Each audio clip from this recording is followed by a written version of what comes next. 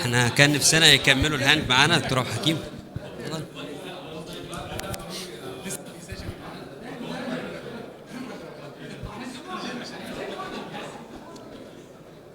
Hello, nice to meet you. Hello. دكتور خالد. بسرعة هنبدأ السيشن بتاعة السيشن البيرثز. هو موضوع عليه ديبيت. دكتور فاضل، دكتور محمد خالد، دكتور خالد زغلول تشيرمان. شكرا. اتفضل. يلا اتفضل تشيرمان. كده شغال؟ مش لازم. سامعني كده؟ ممكن لو سمحتوا هنبدأ. ماشي.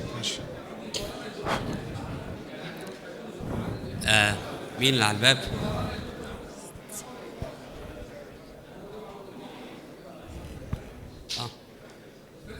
يلا. دكتور فاضل اتفضل يا بيه. تقدم اول واحد دكتور هادي الطيبي. بداية السيشن هتبقى طبعا مع دكتور هادي الطيبي. Good afternoon, dear friends and colleagues. I am honored and pleased to find all these attendees. Actually, it is a very nice gather. I would like to present my dear colleague, Professor Dr. Hadi Al-Tayyibi, to present his talk about pathophysiology, diagnosis, and the classification of Perthes disease as introduction for this, inshallah, very nice symposium. Thank you, Chairman. So this is supposed to be an introduction lecture, and I will leave my colleagues then to start the debate. So by definition, Perthes disease is a juvenile idiopathic ischemic necrosis of the femoral head, and this is due to interruption of the blood supply through the medial femoral circumflex artery and or the lateral epiphyseal artery. It was first described in 1909 by Waldenstrom, actually, from Sweden, and he first ascribed it to TB. A year later, it was independently described by Arthur Legg from USA, Jack Calvé from France, and George Perthes from Germany. In 1922, Waldenstrom gave the correct interpretation, and he described the stages. It affects males more commonly than females, 5 times more commonly actually, and it affects a wide age range from 2 to 14 with a peak incidence from 5 to 8. It affects both hips in 10 to 12% of the patients in an asymmetrical fashion. The disease is uncommon and there is significant variation in incidence across the globe. It seems to affect Northern Europe more and a bit less in the equatorial region. The significant variation in incidence occurs on the national level as well. In the UK, for example, Scotland seems to be twice as affected compared to England. Again, the significant variation in incidence still present on the local level. In Liverpool, for example, it seems to be affecting the inner cities more than the other parts of the city, which led some researchers to think that this might be related to low socioeconomic standard, which explains why these patients have some growth abnormalities. 89% have delayed bone age, according to Harrison et al., and Cameron and Isaac reported that boys were 1 inch shorter and girls were 3 inch shorter compared to healthy children. It was also noted that plasma insulin-like growth factor is reduced in these cases, which might be due to malnutrition. Low birth weight and passive smoking seem to be related as well. In a recent study including about 5,000 participants, it was found an odds ratio of 2 in patients who had parents smoking more than 10 cigarettes a day. Doesn't seem to be inherited. A large case series showed that less than 1% of parents are affected. We don't know the exact cause yet, but we know that there is partial or complete blood loss in the femoral head. So you can see on the left side, this is a plain X-ray of a 12-year-old male patient in the fragmentation phase. And this is the same shot with a subtraction arteriogram, and you can see the loss of blood flow in the center with increased blood flow in the periphery. This is again evidenced histopathologically. This is a 5-year-old male patient in the initial phase, and this is his histopathology specimen showing necrotic bone trabeculae. The interruption of the blood flow affects the epiphyseal bone and the deep zone of the epiphyseal cartilage, not the superficial zone. The superficial zone of the epiphyseal cartilage is actually bathed in synovial fluid. It gets nutrition from the synovial fluid, and in fact, it thickens during the disease process. And here's an example. This is a 5-year-old male patient. Actually, this explains why there's a medial clear space in these kids. And you can see here, this is a 5-year-old male patient, and you can see a wide medial clear space. If you do the same X-ray with an arthrogram, you will see that the medial clear space is actually occupied by the thickened cartilage. These patients suffer chronic hip synovitis as well. Recent MRI study showed synovial effusion, synovial membrane hyperemia that can last for 18 months, which can cause hip pain and reduced range of motion. During the AVN phase, the initial phase, the femoral head is vulnerable to external forces and can be deformed. And this is not just theoretical information. It was beautifully demonstrated in an MRI study, in a recent study in 2021. They did MRI for the patients in the initial phase in the supine position, and then repeated the MRI in a standing position, and they demonstrated femoral head deformation. The disease goes into a 4-stage process described by Waldenstrom. The initial phase, the femoral head nucleus gets smaller, more radiodense, and then there is widening of the medial clear space, which is partly, as we mentioned, because of the hypertrophied articular cartilage, but also due to early synovitis and secondary increase in blood flow in the soft tissue parts like the ligamentum teres, which can displace the head a bit laterally. Stage 2 is the fragmentation phase, and this marks the revascularization process. And in this phase, we can see the subchondral stress fracture. In the reossification phase, we can see normal bone density returns gradually, and in the healed phase, we can see the femoral head attains its final shape. Benjamin Joseph in 2003 did some modification to the Waldenstrom classification. So in phase 1 or stage 1, it was subclassified into 2 stages. 1A, the femoral head maintains its height. 1B, the femoral head gets squeezed a little bit.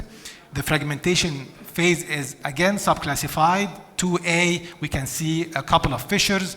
2B, we can see advanced fragmentation. In the reossification phase, phase 3 becomes A and B. A, less than 1/3, shows some regeneration in the periphery, and in 3B, most of the epiphysis shows regeneration. Stage 4 remains as is. Patients usually complain of mild symptoms, and this is why we see delay in seeking medical advice. Parents usually give a history of insidious painless limp. Pain is not very common, and if present, it is usually activity related and relieved by rest. On examination, these patients have limited abduction and internal rotation due to early synovitis and later due to muscle spasm. We can find also Trendelenburg positive test because of head collapse and decreased tension of the hip abductors. If there is limb length discrepancy, this probably indicates a significant head collapse and poor prognosis. Always rule out other causes of AVN and mimickers of Perthes disease. We then proceed to plain X-ray. There are lots of classifications that rely on a plain X-ray, like the Catrell classification. Unfortunately, it is difficult to use with a high inter-observer error, and the classification may change according to the stage of the disease. And then the Herring classification was introduced in 1992, the lateral pillar classification. It evaluates the height of the lateral pillar of the femoral head on AP X-ray in the fragmentation phase. It has a better inter-observer reliability and has good correlation to the Stulberg classification, which we will mention in a minute. The Herring classification and the Catrell classification rely on plain X-ray beyond the initial phase, which led some researchers and surgeons to rely on MRI lately in an attempt to do earlier intervention. This is an MRI study in 2015 by Harry Kim from Texas Scottish Rite, and you can see he demonstrates beautifully how the femoral head regenerates from the periphery and ending in the anterocentral region, and this is why we can see some patients develop saddle-shaped deformities after the disease process ends. if you will do an MRI study, please do a perfusion MRI scan, not a non-contrast study, and here is why. This is a plain X-ray for a 5-year-old male patient who complained of hip pain, right hip pain on the right side. Plain X-ray suggests Perthes disease. MRI study, non-contrast MRI shows loss of signal on T1 on the right side. The left side seems to be okay. Repeating the MRI, a perfusion MRI this time shows bilateral hip involvement in an asymmetrical fashion, and this patient went on to complain of the left side 5 months later. Last slide. After the disease process ends, we can classify the final outcome through the Stolberg classification. It is classified into 5 groups. One is a spherical femoral head that is not enlarged. 2, enlarged femoral head that is spherical. 3 and 4 are ovoid femoral head, but the 4 is shows some flattening in the center, and 5 shows a totally distorted femoral head. Thank you.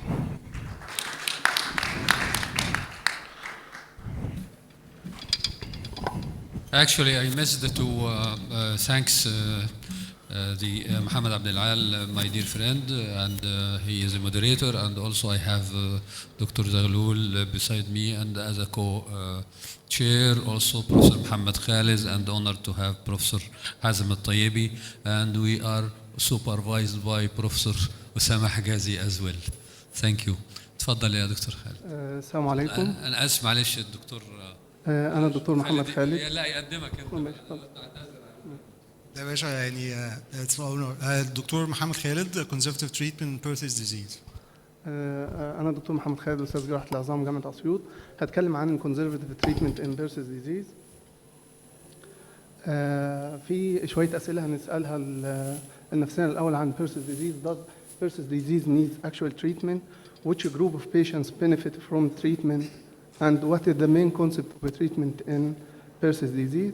And what is the role of perfusion MRI? And what is the best method for containment? First, the natural history of Perthes disease. This is the outcome of untreated Perthes. This is the largest study by Joseph, 2003, 610 patients, and ended up with most of the heads will end up with a flattened head or a spherical head. About 76% of cases. And these aspherical head or irregular head, according to Sternberg, will end up with osteoarthritis and need total hip replacement. And so more than half of cases will end up with osteoarthritis. So we should do something for the Perthes disease. This is Herring classification. Herring classified the Perthes disease according to Latterberg to group A, P, B, C, and group C. The cases of Perthes disease in children less than 8 years with a group with A or B hearing classification with contained hip, no treatment is required in these cases, and the outcome is similar to the surgical group. So there is a group of patients needs no treatment. But if the patient is more than 8 years, hearing type P or PC, containment improve the outcome. Lateral pillar classification type C, the poor prognosis, whatever the treatment is. So this is the group of patients we can benefit from treatment. Older age, more than 8 years, hearing type P and PC, containment improve the outcome, whether surgical or non-surgical containment. So when should we do this containment? This is a big question. We should do the containment as early as possible. We shouldn't wait until this happens. This deformity of the femoral head, if this happens, you can reverse it. You cannot reverse this deformity. So your intervention, containment should be earlier than that. We should interfere in stage 1 or stage 2A. So these stages you can interfere as the head is moldable. After that, the deformity is persistent in the reossification and healing phase. The head is already deformed. Containment should be done at this stage. So the ideal time for containment is the initial stage, Waldenstrom type stage 1 and 2A, early fragmentation. So the goal is to prevent collapse of the head when the head is moldable. But if we see here, this is left Perthes disease. After 4 months, you can classify it as hearing type B, but after another 4 months, it is hearing type C. So hearing classification is inconsistent, and you need to wait until the late fragmentation phase to classify patients. We need earlier classification so you can interfere early. So hearing alone isn't enough early. Hearing rate only visible in the late fragmentation phase, and the containment must be earlier than that, and the X-ray didn't show the real head damage. So perfusion MRI is important to detect high-risk heads. If we see here, this is 11-year-old child, and the head here, if you see it, no X-ray change, and even in the normal MRI, but in perfusion MRI, you can see more than 50% hypoperfusion of the head, so this needs some containment. And this paper by Harry Kim comparing the perfusion MRI study and the hearing classification, he found that in hearing type A, the perfusion is fine. In hearing type B, less perfusion, and hearing type C, the perfusion is less than 50%. So you can compare the two classifications. Major head involvement on the MRI, more than 50% of hypoperfusion identify the high-risk head, and early containment in these cases may improve the outcome. Early perfusion MRI identify more than 50% of head hypoperfusion predicts worse deformity and prolonged disease course, and may guide that these cases benefit from early containment. How we can do containment? There is two methods for containment. Either the surgical containment we all know, and the newly defined active containment. There is what is called active containment, and there is a running study in UK carried by Alder Harry by Dan Perry about the comparative study between containment by active containment or surgical containment in initial and early fragmentation phase in kids from 5 to 12 years. The new concept of active containment include the most important motion exercise, physiotherapy, abductor strengthening exercise, physical therapy in the form of abduction, internal rotation, and we can allow swimming and cycling and avoid impact sports, and strict follow-up for these cases. This is the active containment, and we will see which is better, active or surgical containment. So the main concept is early containment, especially more than 8 years with major MRI head involvement. What about the Scotch-Rite splint and A-splint and Petri cast? Now these splints have a minor rule because they invite osteoporosis and stiffness of the hip. Now the new studies focus on active containments by physiotherapy, activity modification, and hip range of motion exercise. So we each time learn from our mistakes to reach the ideal treatment for this controversial issue. So take-home message, early detection and intervention is very important in these cases, and containment is effective only early when the head is moldable in Waldenstrom stage 1 and stage 2A. Surgical containment better than observation in children more than 8 years in type B and PC, and active containment is promising and now, but the evidence is limited, and we will see. Thank you.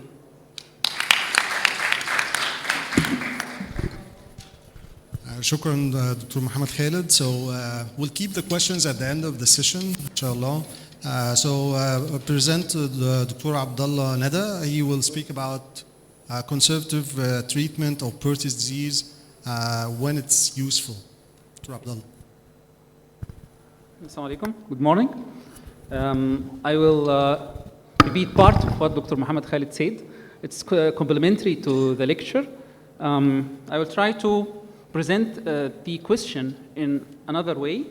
First of all, as we know, when you interface such cases, this patient is a 7-year-old boy. What do you do for this patient? Sorry. This patient, 7 years old, what do you do?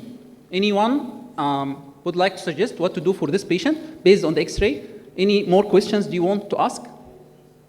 Of course, we usually want to ask what the clinical picture of the patient. Patient is asymptomatic for range of motion. Okay, it's some limitation of abduction, but it's good.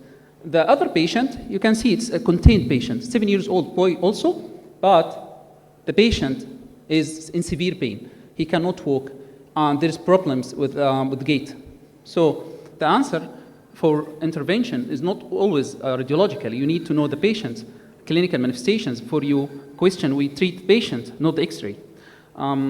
So the objectives from this lecture is to decide when Perthes patient needs a surgery, outline the situations when conservative care is unlikely to be useful, and provide evidence-based recommendations.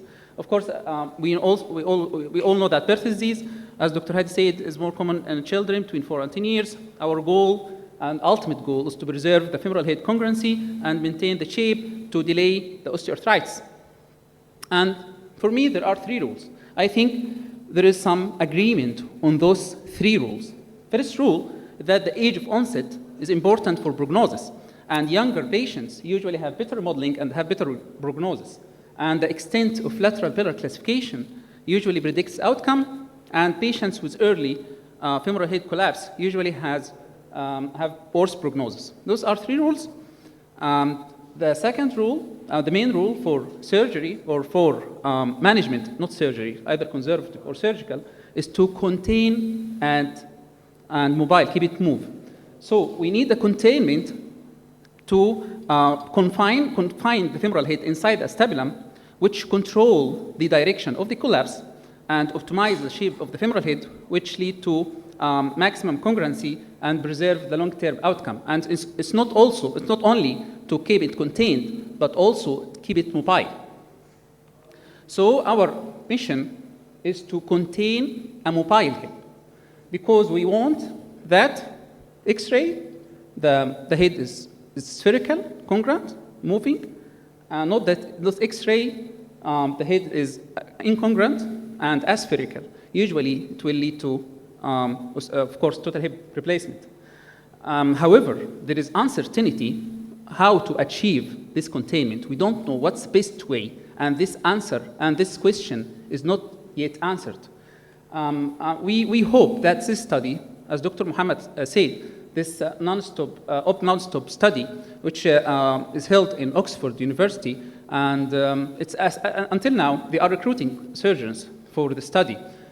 It's a multi-center prospective randomized study, and it's the aim of this study is to evaluate the cost effectiveness and the clinical containment between surgery and conservative management in children with Perthes disease between 5 and 12 years.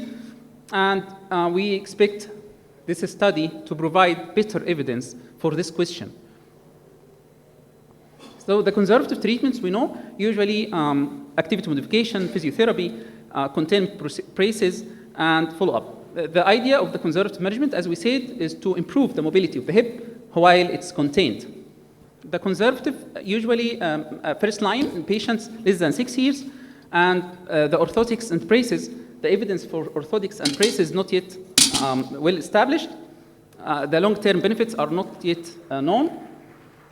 For the surgical management, we have many options. The main options also all about mobility and containment. For mobility, improve the range of motion using adductor tenotomy and soft tissue surgeries. And for pain, we use pain relief through arthrodeiscasis. Evidence not yet established. Also, containment surgeries, we know either femoral varus, valgus osteotomies, pelvic osteotomies, combination of both, and other surgeries for deformity correction like femoral head reduction osteotomies. They are all options for operative management of Perthes disease. So we'll return back to our question, the main question of this lecture, when conservative treatment is not useful. We will try to make the answer less difficult to, for clinical practice. If the patient came or comes with more than 8 years old, it denotes that he has limited remodeling potential. More surgery can be the best decision here. The patient with lateral pillar classification type C, severe deformation, and if there is loss of femoral head containment, like subluxation or extrusion, usually the decision goes more towards the surgical option, not the conservative one. Also, if the patient has marked clinical disability, the patient with severe limitation of the range of motion, and also patients with severe pain fail to respond to conservative management, the best conservative management. And in patients with rapidly progressive collapse, some patients come with this X-ray, like a patient like early stage and very rapidly progressive. After 4 months only, it comes with head collapse, head deformity, severe head deformity. This is an indicator for surgical intervention because the head will be lost otherwise. So that's why I'm saying the practical red flags: patient more than 8 years, lateral pillar C, progressive extrusion, and femoral head flattening across serial X-rays, or failure for pain control or functional decline after a period of 3 to 6 months after optimized conservative care. Those are the practical red flags to do a surgical intervention for the patients. So the question, usually there is a debate, if the presence of a cyst, metaphyseal cyst, is an indication for surgery or not. Sometimes we see a metaphyseal cyst, okay, I will go and drill this cyst, I'll do a surgery for this cyst. Is that true? Actually not. The metaphyseal cysts at best are red flag, but not a surgical indication on their own. They reflect the changes in the disease, but they are not an indication for surgery. When you see a cyst, you don't give a decision for surgery unless there are other clear indications for surgery. And the presence of pain. If the patient in pain alone, is that enough indication for surgery, like to do drilling? That's not enough. Pain alone is not an indication for surgery. The pain with loss of range of motion, pain with poor containment, in the presence of hinge abduction may require surgery, but pain alone is not an indication of surgery. You can do conservative management, you can do give medications with limited weight bearing, physiotherapy. All are options for conservative management, but not an option for surgery. What is the role of drilling in pain control or in Perthes disease in general? Drilling, the best described drilling, it's better than nothing. It's an experimental, still experimental, and it's adjunct option, not a mainstream. You cannot guarantee any improvement with drilling alone. Drilling alone is not enough, and you can do it as part of your surgery, but not alone. And you cannot say tell the patient that he will improve, or he or she will improve after the surgery because of drilling. That's not evidence-based. And as we said, shouldn't be considered as a standard therapy for all Perthes patients and shouldn't replace the main surgery. So the evidence-based suggested clinical approach. This is the last thing we are saying today. For the patient, if less than 6 years with lateral pillar A and B, it's better to conserve and follow up. Between 6 and 8 years, it should be individualized. The decision should be individualized and considered containment only if lateral pillar B and C with loss of containment. If patient more than 8 years, low threshold for surgical containment. Of course, use serial radiographs. It's important to ask for X-rays every 3 months in case of fragmentation stage, and document the discussions with the family. It's very important to discuss with the family all the options and document that, and again, individualize your management. Thank you very much.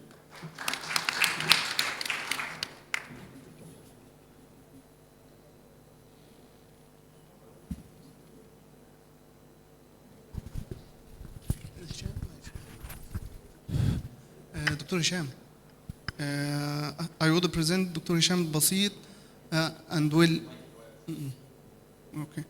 he will discuss femoral and pelvic osteotomy in cases of Perthes disease.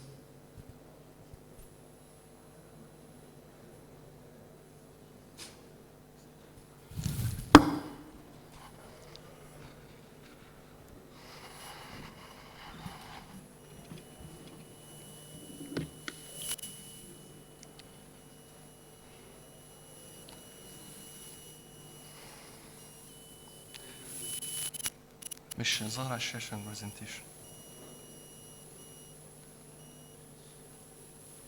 تمام. بسم الله الرحمن الرحيم. My talk today is about pelvic osteotomy and Perthes disease, why I prefer it over femoral or arthrodisthesis.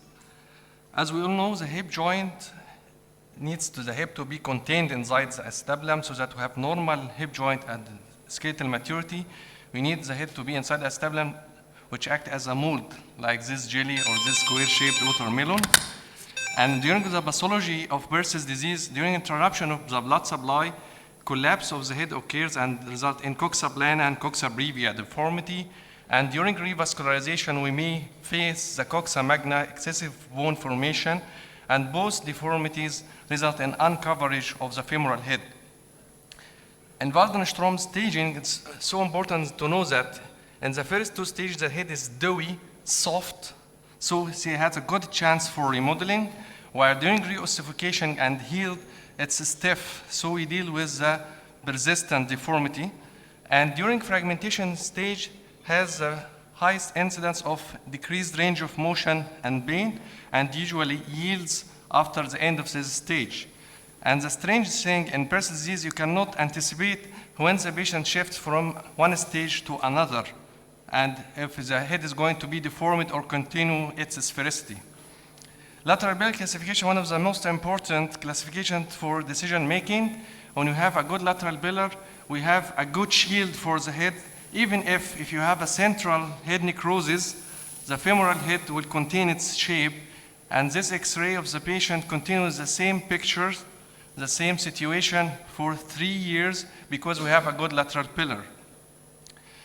Any interventions, whether conservative or any type of surgery, aims to have a good spherical head at the end, which is calculated by the Stulberg classification, and this classification is done at the skeletal maturity.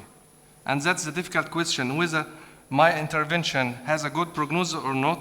I should wait until skeletal maturity. If I gain spherical head, what I have done is okay. And the important prognostic criteria is the age. Stulberg classification, lateral pillar, and other poor prognosis are less important than the three things. We have the containment principles, as we discussed before. If you have a good mold for the head, it will take spherical shape. And we have the hinge abduction principle. When you have a spherical head, during abduction, the head will rotate around the axis at the center of the head. While if you have a superior lateral pump, during abduction, medial joint space is going to be widened and the axis is shifted to this pump, and that's what's called the hinge abduction. So if we did varization, it will not result in containment of the head inside the acetabulum. This hinge abduction can be better evaluated by doing hip arthrogram because this pump usually cartilaginous one and we cannot detect it in the ordinary plain X-ray. And you may change your decision after doing hip arthrogram in certain situations. Like this case, we have this head with B over C lateral pillar classification, and during hip arthrogram, abduction view, the head is well contained, no medial joint space widening, so we did varization. Varization increased the containment of the head, and after healing, but the problem in varization is that the shortening of the lever arm of the greater trochanter gets overriding, and this results in some limping and tendon gait. While when you have a flattened head confirmed by hip arthrogram that we have a superior lateral pump and medial joint space gets widened during abduction, it's candidate for doing shelf pelvic osteotomy by putting an iliac graft continuing the eyebrow of the acetabulum, which leads to more wide capacious place so that the head gets remodeled inside. So in this situation, it is not only a salvage procedure, it's a treatment to provide a good mold for roundness of the head. And here the iliac graft is well united with the iliac bone.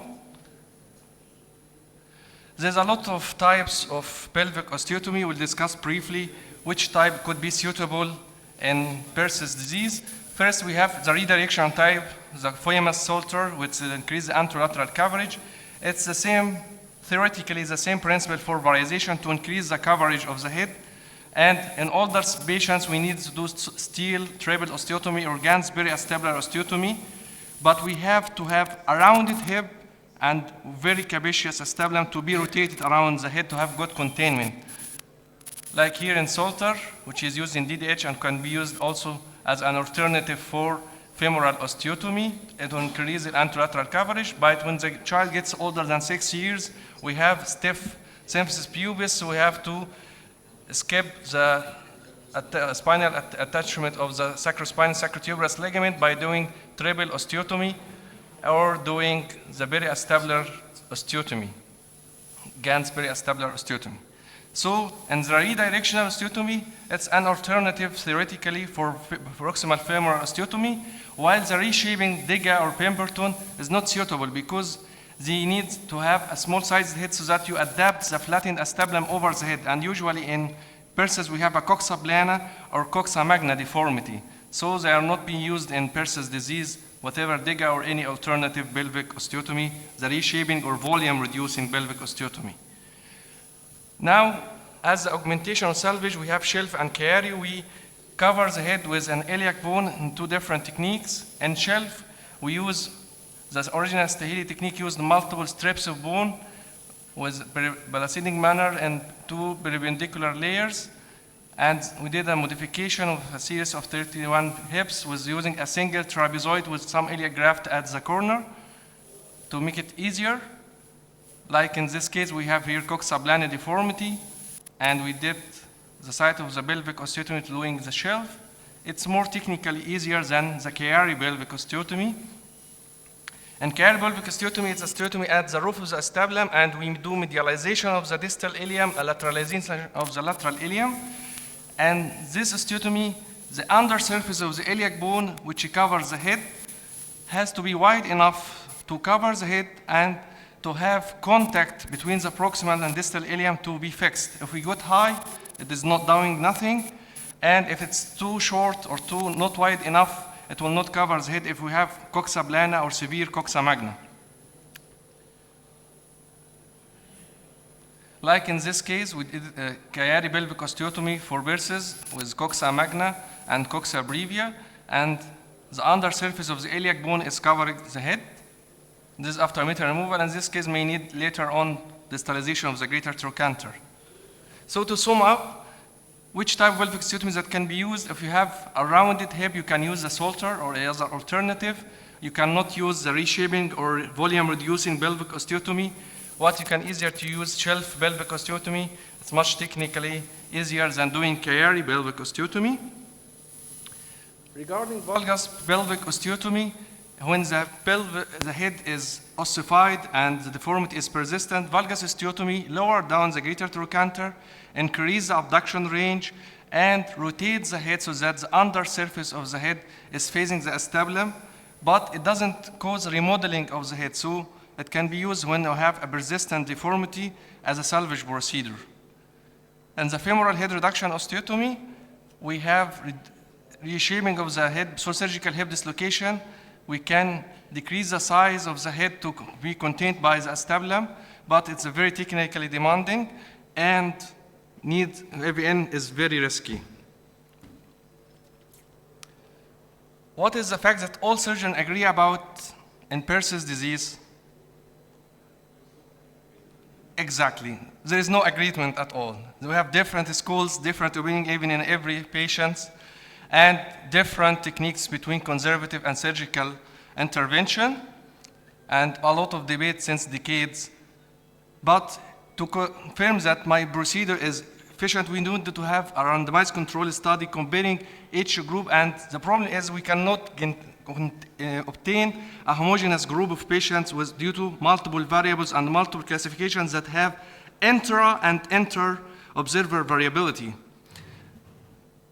If you have a good spherical congruence at the end, you will be succeeded. And my questions as regard hip arthrodiastasis that does external fixator addition with a limited range? آخر slide.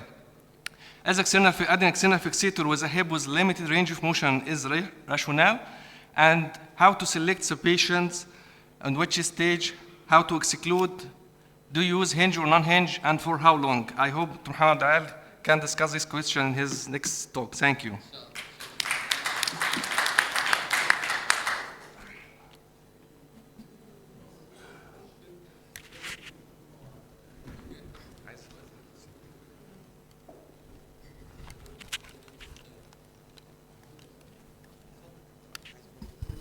Thank you, Dr. Hisham, for your excellent presentation. And I will call Dr. Muhammad Abdelal to talk about hip arthrodiastasis, why I prefer this method over femoral osteotomy or pelvic osteotomy. وهنا بنشرح لكم حصل بس شويه تعديل بما ان هشام حط السلايد فانا هدخل بعده عشان الارثروداسيس. الحاجه الثانيه هنخلي از سالفج دكتور فاضل ودكتور احمد سعيد بعد البرايمري تريتمنت في بيرتز، فعشان كده حصل التعديل فبنعتذر لحضراتكم. نتكلم عن الارثروداسيس اوف ذا هيب in Perthes disease. What the aim of treatment of the Perthes disease؟ كل الناس الإجابة الأولى containment. احنا ما يعني أول إجابة عايزين إيه الأيم treatment؟ containment. أوكي your containment can be achieved بإيه مانوفر من اللي موجودين. لكن if contained and have pain, severe pain and limitation of the movement, it's for conserve or for operative. Yes, contained. Okay. So, the femoral and pelvic osteotomy are largely focused on the containment, just the containment with vulnerable head of the femur during the repair period, just containment. But none of these two approaches has shown significant influence on pain or range of motion of the affected hip or any change in the course of the disease, like this case. Of the containment, also arthrodiastasis or hip distraction achieve containment. And hip distraction maintain the proper head position without femoral osteotomy or pelvic osteotomy. لو على containment, okay, it's a conservative rule for the containment within femoral osteotomy or pelvic osteotomy without alteration of the anatomy. But what about the philosophy of the arthrodiastasis? هو ليه الارثرودياستيزيس او ايه هو بيعمل ارثرودياستيزيس عشان دكتور هشام؟ اول حاجه الفيلوسوفيز about regeneration of the head of the femur. It is thought that by creating a space between the bony surface, minimizing the mechanical stress on the femoral head, which is subjected to pressure overload when or even when the patient is at rest due to the action of the muscle. الارثرودياستيزيس الديستراكشن هيخلق لي negative pressure intracapsular. أول حاجة تهمنا الستريسز from the pelvis to the shaft of the femur by passing the head of the femur. فالستريسز even من المصل الجوينت reaction force of the hip even at rest في straight leg rising test about 2 body weight even at rest there is a pressure on a weak head or vulnerable head. ده الجنريشن. So in the early stage نتكلم arthrodeastasis in early stage of the Perthes بيعمل ايه؟ with early when applied in early stage, the early distraction would preserve the physical height and preventing further femoral collapse لو أنا عملت arthrodyastasis in the early stage.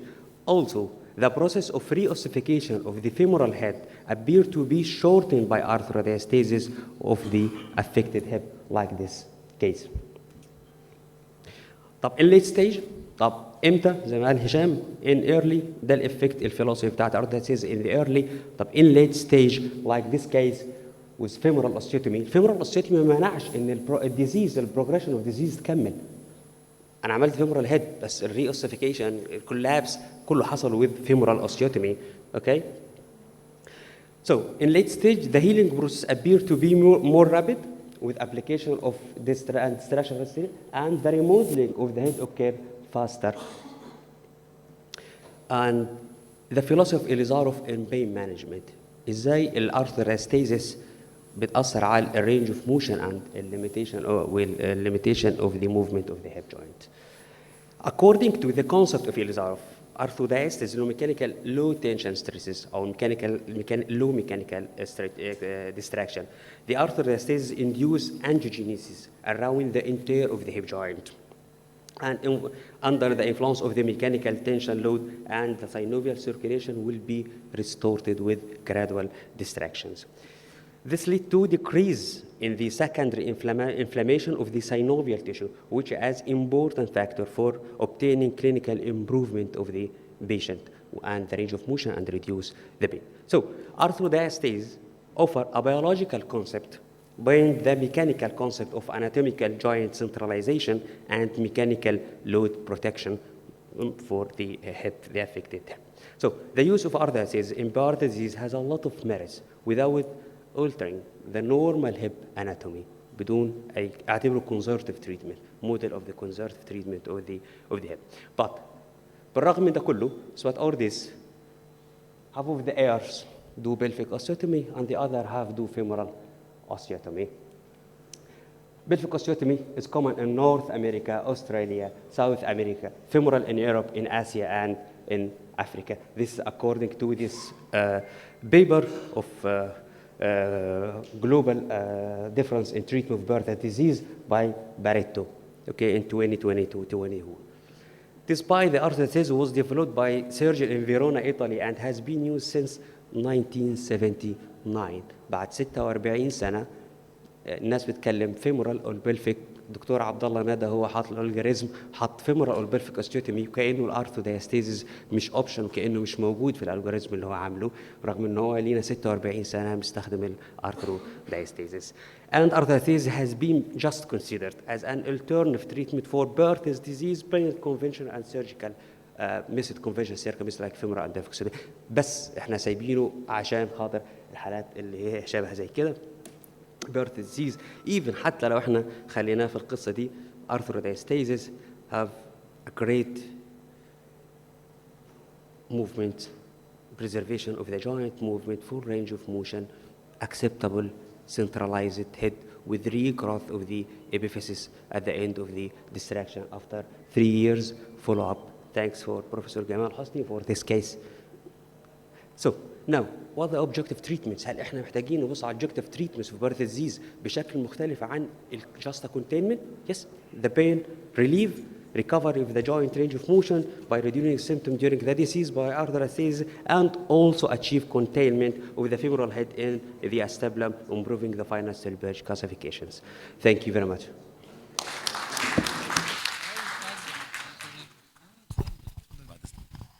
اساتذتنا الافاضل، معلش انا اسف على الانتربشن، انوه لحضراتكم ان في جالا دينر النهارده الساعه 8:30. جاست حضرتك بتسكان الكيو ار كود تحت وبتاخد الدعوات للجالا دينر، فانا اسف جدا على الانتربشن. شكرا.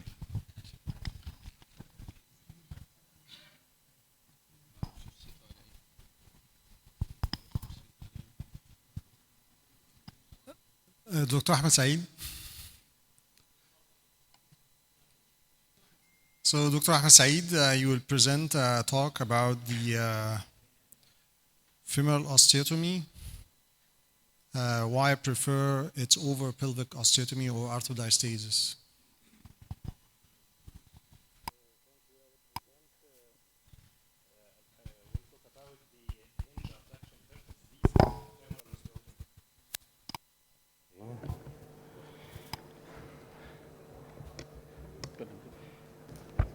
Okay, in this 10 years old male patient with left Perthes disease presented by hinge type C, what will we do?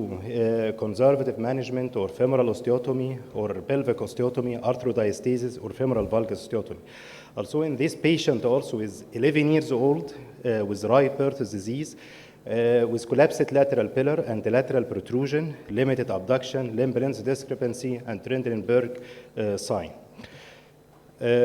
In the hinge abduction, the anterolateral portion of the femoral head becomes deformed and loses its spherical shape. And during abduction, this prominent femoral head will impinge or hinge on the acetabular rim and preventing smooth containment.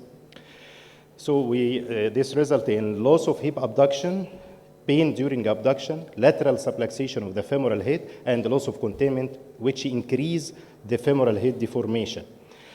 This femoral head, instead to be rounded inside the socket and normal range of motion, it limits the abduction, and during abduction, the medial joint space increase and the superior joint space decrease.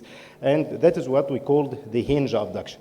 This non-spherical femoral head jammed inside the acetabulum and prevented the normal range of motion, what we call the hinge abduction, and this is a type of cam impingement in the femoral head.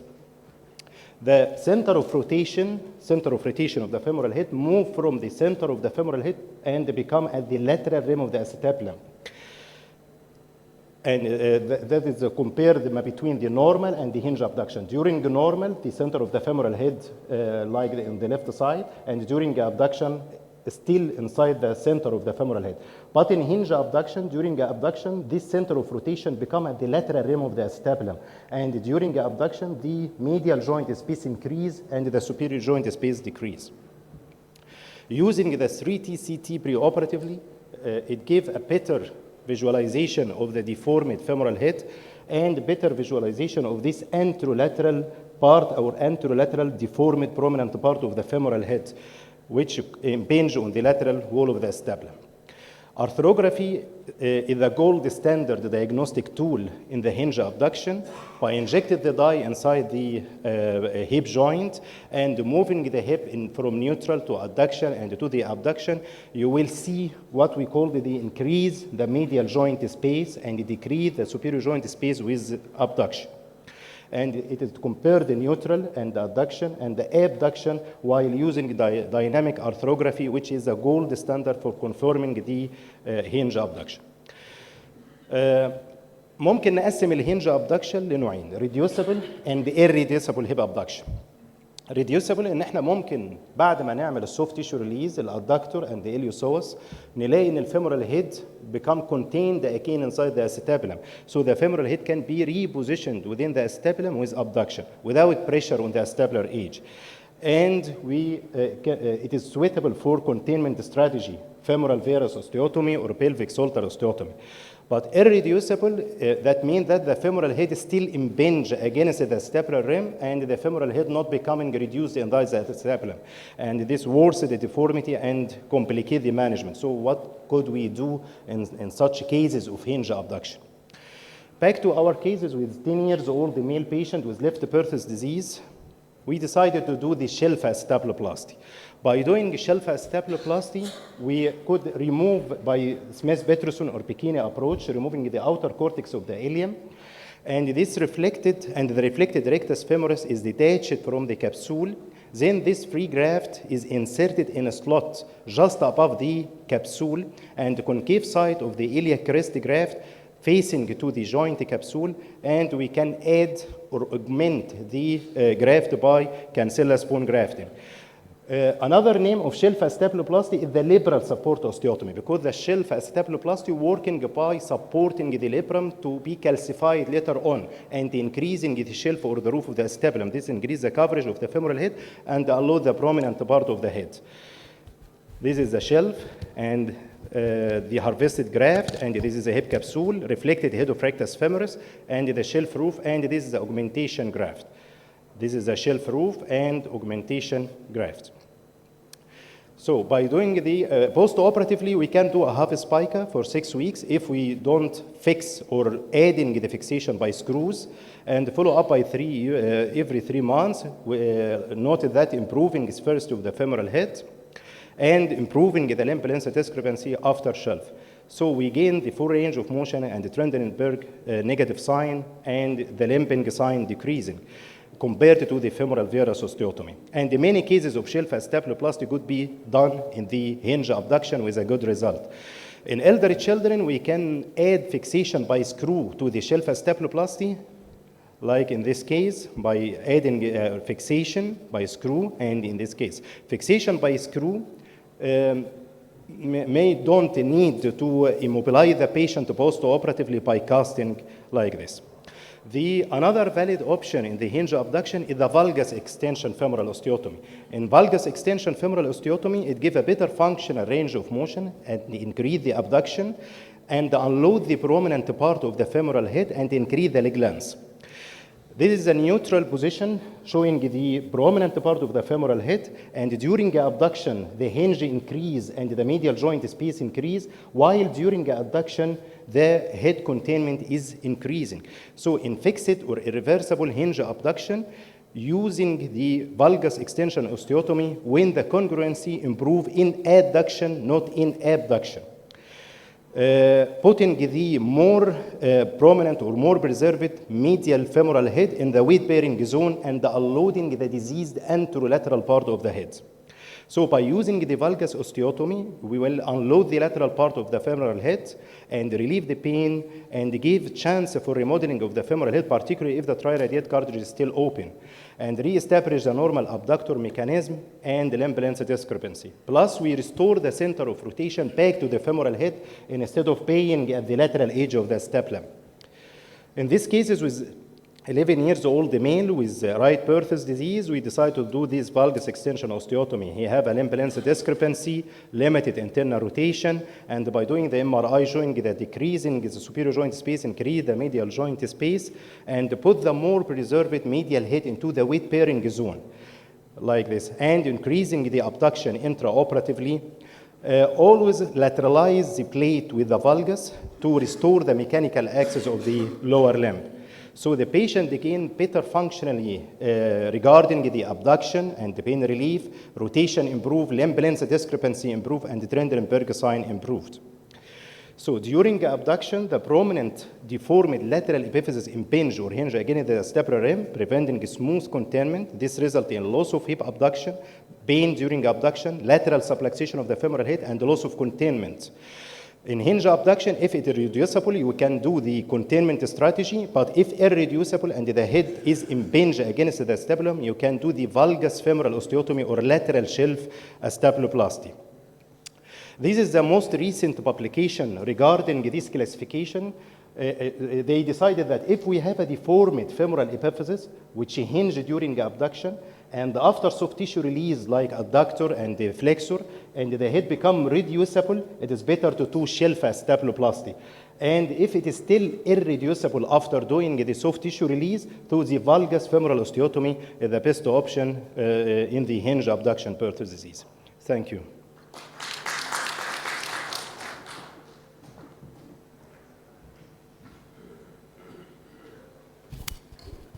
So the next talk would be Dr. Mustafa Baraka. He will speak about the head reduction osteotomy.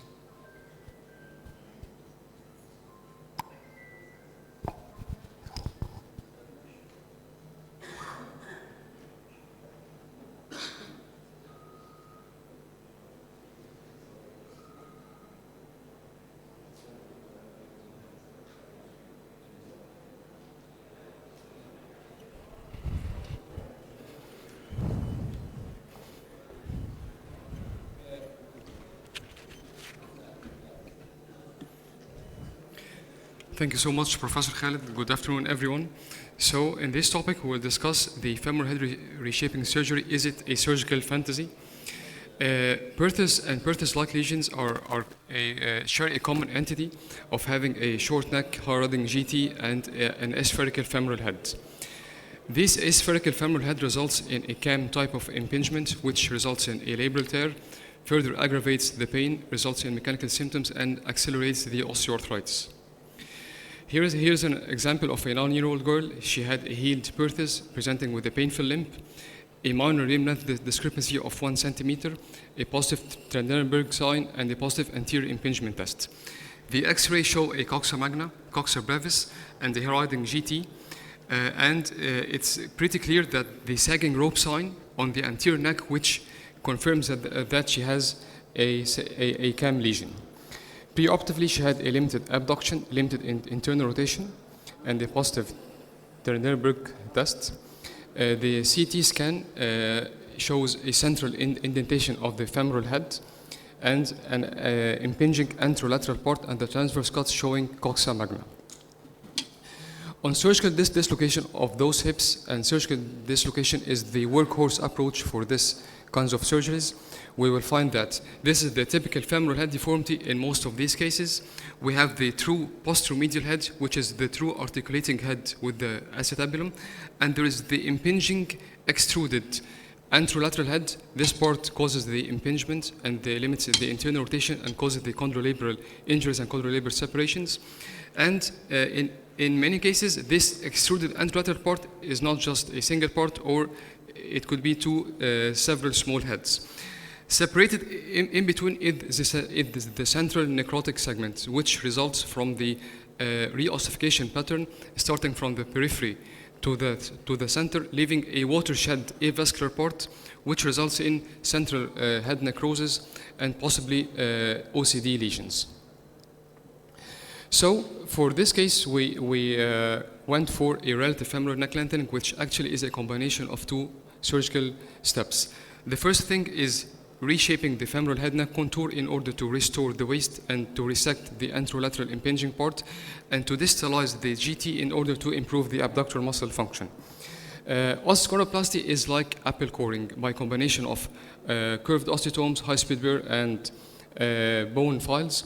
We have to restore the head neck offset, and we have to be sure intraoperatively that we do not have any residual labral displacement. Otherwise, those patients will have continued anterior groin pain, and we should have at least 15 degrees of internal rotation intraoperatively. Those are the minimum requirements for daily activity and for the normal gait. Here is the post-operative results 5 years after her surgery. Sometimes it's not a pure intra-articular deformity, but also combined with an extra-articular coxa brevis and high-riding GT. So these steps are coupled to an extra-articular neck lengthening osteotomy in order to improve the limb length discrepancy and to distalize the GT and improve the abductor muscle function. And here the lower X-ray shows the improved head-neck waist ratio. Previously, we conducted a study in our department on the Perthes and Perthes-like lesions, and we have concluded that it's not a pure extra-articular deformity, but a wide range of intra-articular lesions coexist. Those include not only the CAM lesion, but also femoral OCD lesions, pathologic ligamentum teres, labral tears, so you have to be ready to face any of these lesions intraoperatively. One of the devastating lesions is the OCD lesions. In addition to the aspherical femoral head, we have unstable OCD lesions in the weight-bearing portion of the medial femoral head. So in this case, we went for an osteochondroplasty in order to reshape the femoral head-neck junction and combined with an Oates autograft from the ipsilateral knee in order to relieve the symptomatic and the mechanical symptoms. And here's the 3-year follow-up. We had no progression of the osteoarthritis grade, and there is improved contour of the medial weight-bearing surface and improved head-neck offset ratio. Here's another example of a severely flattened head, a large OCD lesion that was found intraoperatively, and the medial spherical portion is rotated inwards. So for this case, we planned for an OCD combined with femoral head-neck osteochondroplasty, in addition to a valgus femoral osteotomy with greater trochanteric transfer. And here's the follow-up after 7 years with improved femoral head sphericity, improved congruence, and this patient had a very good function 7 years after her surgery, almost a normal gait, and she gave birth to 2 children. Femoral head reduction surgery is a surgically appealing technique for most of the surgeons. It's based on the idea that we had central head necrosis, so by resecting the central necrotic part through 2 longitudinal limbs and a transverse limb for the lateral head segment, we can resect the central necrotic part and bring together the 2 hemispheres in order to form one spherical head.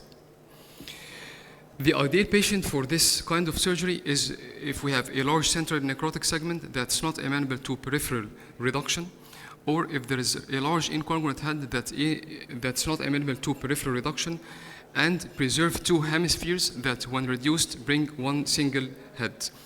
And this is a relative indication that it's debatable between the surgery is whether we should have a closed physis or not. However, this remains a technical surgery, and many cases when we were getting inside for a femoral head reduction, those were too technical, and we ended in doing a relative femoral neck lengthening surgery. One of these examples is when we do not have a healthy peripheral hemisphere, when the central head defect is too large, so we will end in a too small femoral head, which might end in instability or subluxation, so we need to add a periacetabular osteotomy, or when the healthy, or when we have an unhealthy peripheral cartilage. And in many cases, we ended in relative femoral neck lengthening instead of a femoral head reduction. Interestingly, many of these cases that we had relative femoral lengthening instead of femoral head reduction went so well. Here's an example that we have a 2 medial central necrotic segment. We did a relative femoral neck lengthening, which improved the sphericity of the femoral head and improved the head-neck waist ratio. And in many of these cases, we have found that if these have an open physis, the central necrotic segment ossifies by the time. So nowadays, we're doing less of the femoral head reduction and more of the relative femoral neck lengthening surgeries. To investigate this further, we conducted a systematic review and meta-analysis in our department, comparing both surgical techniques. Interestingly, both similarly had the same indications between the surgeons, and selecting which type of the hip is best for femoral head reduction versus relative neck lengthening is still, we do not have hard evidence for this. Instead, we have surgeon's preference. The complication profile was significantly higher in the femoral head reduction group compared to the relative neck lengthening group. That was almost 60% in the head reduction and 16% in the relative neck lengthening. And almost a third of the cases had to do a sequential periacetabular osteotomy in order to address the residual instability. Finally, there are certain femoral head deformities that are not amenable to reconstruction. For those cases which have severe femoral head flattening or incongruence, we have the salvage surgeries like the femoral head, the pelvic support surgery, or the total hip replacement, or we can offer them what we call a palliative osteochondroplasty and valgus osteotomy in order to improve the hinge abduction. So our take-home message: if we have a symptomatic femoral head deformity in Perthes or Perthes-like lesion and a minor discrepancy, we can go for a relative femoral neck lengthening osteotomy or femoral head reduction according to your expertise. This remains a surgeon's choice. Or if there's significant limb length discrepancy, we can go for a motion osteotomy combined with femoral head reshaping. And if we have severe incongruence or flattening, we can go for palliative options like a palliative osteochondroplasty, valgus osteotomy, or a total hip replacement. Thank you so much.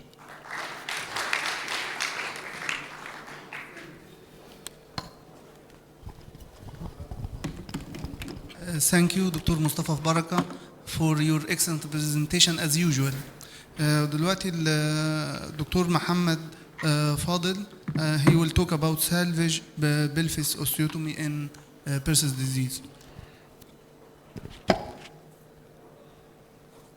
السلام عليكم ورحمة الله وبركاته أحبابي. معلش احنا دخلنا في العميق زي ما بيقولوا، والأمور بقت دلوقتي صعبة، فيعني هحاول أسهلها شوية.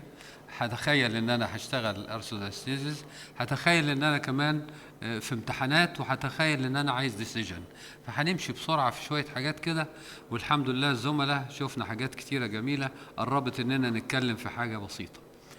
الحكايه بتاع الارثروبلاستي بتاع الارثوداستيزيس من زمان، من 25 سنه كان نونو لوبيز كان راح للدكتور لكلوك وعملنا ديستراكشن بالمونولاترال فريم، ومع الدكتور خميس مع ذلك بنشتغل الحاجات اللي هي الكونفنشنال زي السولتر اللي بيحبه، وعملنا موديفايد سولتر، ورجعنا عمل معانا الارثوداستيزيس بعد ما اقتنع شويه. هنخش بقى على السالفاج لانه زيه زي الارثوداستيزيس، مش عايزين نفتكر ان الارثوداستيزيس ده مانجمنت، ده سالفاج بروسيدور زيه زي اللي هنتكلم فيه دلوقتي. انا عايز نطلع في اخر اليوم بسرعه في 2 سلايدز بس عشان نتكلم سالفاج على الادلت. احنا ننسى خالص الصغيرين اللي بيتعمل فيهم و يعني انت كل الستبس اللي فاتت دي ده موضوع، واحنا حماده تاني خالص زي ما بيقولوا. فاحنا هنشوف دلوقتي اول سلايد ايه الفاكتورز اللي لما يجي لي واحد متاخر اعمل له ولا ما اعملوش. عنده بين، عنده الشيب اوف ذا فيمورال هيد، السايز اوف ذا فيمورال هيد، كونجروسي اوف ذا هيب. هسهلها واقول فور اكزامبل الهيلد كونديشن بتاع البيشنت عنده بين ولا لا، ودي حاجه بنسميها ايه؟ كلينيكال ابييرنس او كلينيكال انتروجيشن للبيشنت. والهيد بقى بتاع الاكس راي لارج وسفيريكال وكونجروس ولا انكونجروس، ودي هو ده النقطه اللي في الموضوع بتاع المجموعه دي.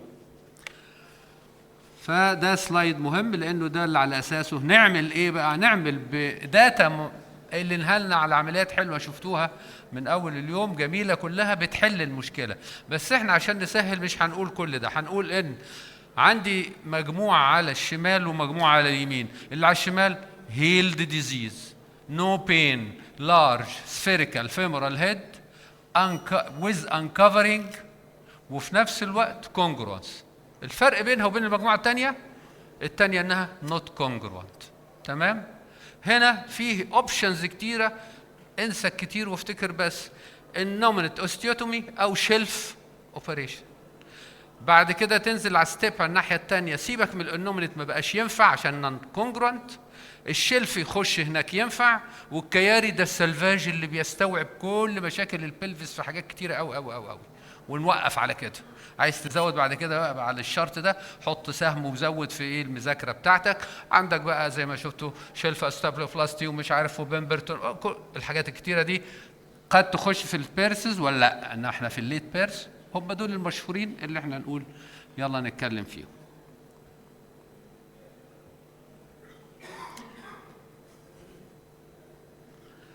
بالنسبه اللي قلنا للصغيرين محدش لغايه ال 12 سنه بيتكلم في البلفيك نعمل له اوستوتومي الا اذا بين شديد داخل على انه يحصل له ديفورميتي، الهيد هتبوظ خالص، وهو في الحاله دي يعني اكسبشن بس.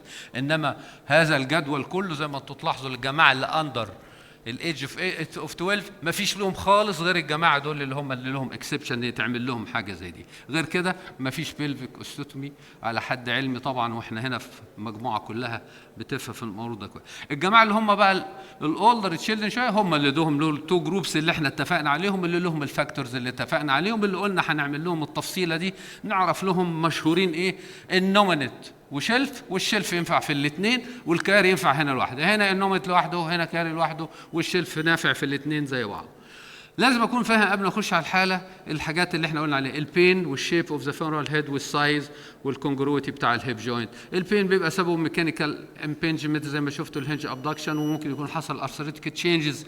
السفيريسيتي الشيب بتاع الهيب السفيريسيتي طول ما هي سفيريكال وماشيه حلو كويس انا اقدر اعمل لها اي كونتينمنت ميثود. اول ما تبقى جروسلي ديفورمت ما ينفع لهاش كونتينمنت، ده حاجه بالعقل طبعا احنا فاهمينها، ما ينفعش تحشر حاجه مكببه زي الخرشوفه تحطها في حاجه ناعمه، ما ينفعش. نيجي نقول السايز بتاع الفم انلارجد وفي حدود ان هو برضه مقبول ان هو يبقى سموث ويخش كونجرس، اوكي تمام. حتى لو كبير بنكبر له الايه المقاس، بنعمل له توصيله واصله او توسيعه للاستابله من يستوعبه. الكونجروتي دي ما فيش فيها هزار، يا كونجرس ومش كونجرس. الكونجرت هنعمل له اذا كان كونجرت ريدايركشن النومينيت اوستيوتومي، هنعمل لو ما كانش كونجرت نخش لازم على الحاله بتاع الشلفت اللي هو الجدول اللي احنا شفناه في الاول الثلاثه دول. الهدف من ده كله احافظ على الفيمورال هيد ديفورميتي، وان الاستابلم كمان بما ان حافظ على الهيد انا كمان بحافظ على الاستابلم، بيطلع بقى ديب وكونجرس وناعم كده والشارب ايدجز وتمام، وبالتالي يبقى جود موفمنت. نيجي نقول ريكومنديشن للتريم في بناء على ذلك نفس الكلام. خلاصه الموضوع زي ما قلنا مش هنكرره خلاص. بالنسبه للكونسنسس اللي بتحصل احنا عواجيز شويه. في 2007 في الافبوس، في 2007 كنا في سورنتو اعتقد او في دريسن، ما اعرفش مين حد يفتكر من الجماعه العواجيز اللي هنا.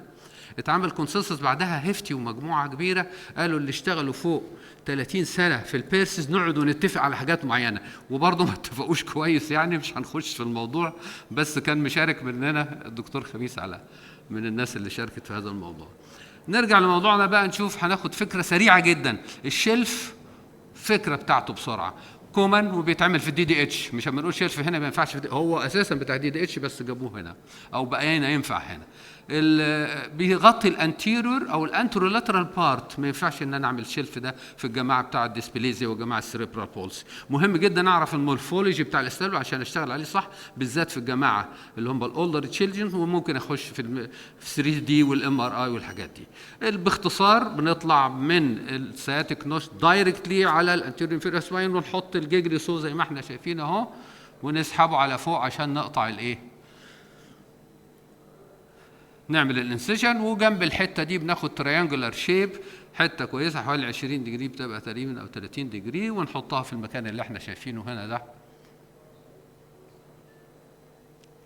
اعتقد يمكن باين، هنحاول من هنا اهو اللي احنا شايفينه، بنثبت بيه 2 وايرز وبيتحط له كاست والكلام ده كله، ولازم بنحافظ عليه عشان يستمر لغايه ما يحصل له ان شاء الله الكونتينمنت اللي احنا عايزينه وما يحصلش مشكله. اللابرال سبورت شيلف بروسيدجرز ابتدى في ديبونت في 1940 وبعدين اتعمل له تجديد شويه بيستهلي ب 1981 وحط الدريلنج تكنيك بتاعه لطيف وظريف قوي زي ما هنشوف في الصوره، وهنعدي الحاجات اللي هي ملهاش لازمه سريعه انما هي فكره عامه عنه. ده الشكل بتاعه. الانوفيشن اللي عمله ان هو حط دريلنج بدل ما كان بيتعمل استوتوم بس، وبقى يسهل الامر شويه، وبنعمل البير عشان نطلع فيه بزاويه معينه عشان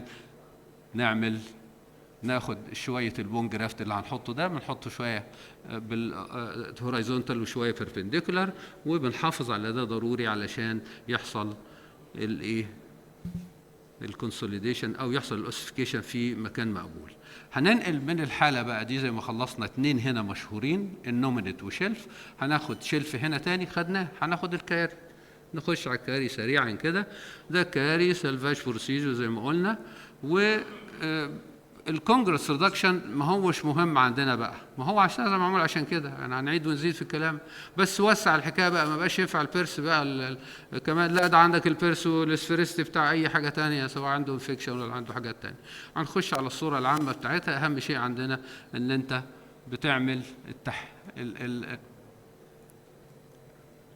مجرد الايه، اهم شيء الانسجن ده، وده اللاين ده اللي انت بتعمله ده الاوستيوتومي، والاوستيوتومي ده دكتور محمد وي ار رانينج اوف تايم يعني فبفكر حضرتك يعني.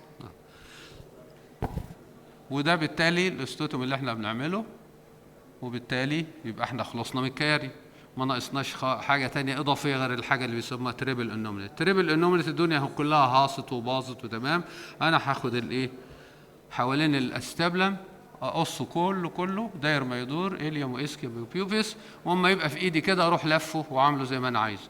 ادي المرحله الثالثه من العلاج بتاعنا، او المرحله اللي نقول عندي اتنين زي ما قلنا، وعندي في الاخر اهو زي ما شفنا كده، ودي الدوران اللي احنا بنلف بيه عشان يورينا شكل التشكيله بتاع الطاقيه بنلفها على هذه الهيد اللي موجوده. وده التثبيت البسيط اللي بيتعمل مينيمال انفيزيف، شويه سكروز وحاجات من دي. يبقى في الاخر نرجع نقول تلخيص الموضوع ايه ببساطه. 2 سلايدز واحد بيقول لك تحكم على الناس دي بايه، والسلايد الثاني تحط المعطيات اللي عندك، وكل ما تذاكر شويه وتعرف اكتر كتر في الامور اللي حواليها. شكرا جزيلا.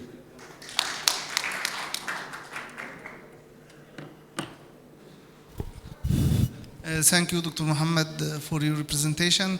And now I am calling Dr. Khalid to present his presentation about total hip arthroplasty after Perthes disease.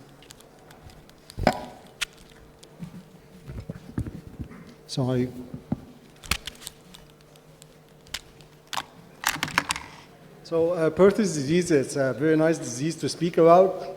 I hate to treat Perthes disease, and so this is the AI, how the AI see me without any kind of hair. And this is the encounter that most of the time we have it, this kind of X-ray. We can do a lot of reconstruction, but maybe the question with the angry family, should we wait for the hip replacement? Yes, this is Stillberg number maybe 4. I aimed to do a reconstruction, motion, lateralization, distalization for the greater trochanter, but guess what? This is how the cartilage is. And this is how, when you are doing the osteochondroplasty, the cartilage wouldn't survive for a longer time. So the question is, so my disclosure, I'm an occasional arthroplasty surgeon, and I use the AI in this presentation. So when, how, and what, so when the replacement is an option, and how is the replacement is different in Perthes disease, and what would be the outcome for the early replacement in those kids.